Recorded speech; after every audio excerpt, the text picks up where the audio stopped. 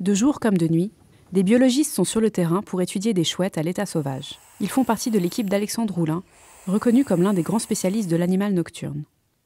Depuis toujours, une question obsède le chercheur. Pourquoi les chouettes n'ont-elles pas la même couleur au sein d'une même population ? Les individus qui sont maculés de taches plus grosses sont des individus qui sont plus capables de gérer le stress. Ils ont une agressivité différente, une sexualité différente, enfin, un appétit moindre que les autres, etc. Et on arrive à une première conclusion qu'on étudie actuellement, c'est que c'est un système de gènes qui s'appelle les mélanocortines qui serait la cause de ces variations de comportement entre individus différemment colorés. Mais aujourd'hui, le parcours du chercheur passionné semble connaître un tournant décisif. Ces recherches intéressent des microbiologistes du CHUV qui ont observé des corrélations entre la chouette et l'être humain.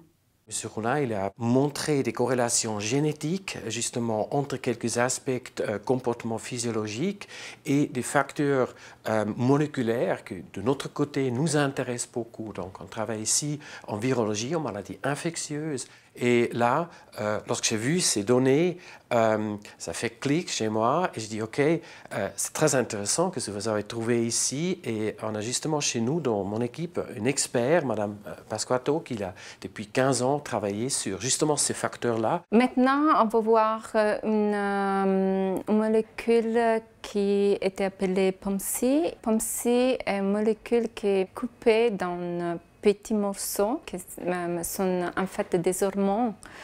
Et les hormones sont liées vraiment à tout. À la croissance, par exemple, le diabète, l'obésité, le comportement, le sommeil, beaucoup de choses sont touchées. Ces recherches ne font que commencer, mais à terme, elles pourraient permettre de cibler le traitement des maladies métaboliques comme l'obésité.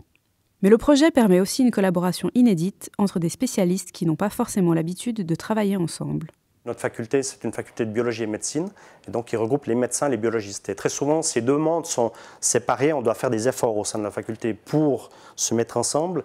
C'est pour ça que c'est un tournant non seulement pour le travail en lui-même, la collaboration précise, mais également d'un point de vue intellectuel. Ça nous permet de combler cette lacune et de revenir un peu au basique et d'avoir une vision beaucoup plus globale.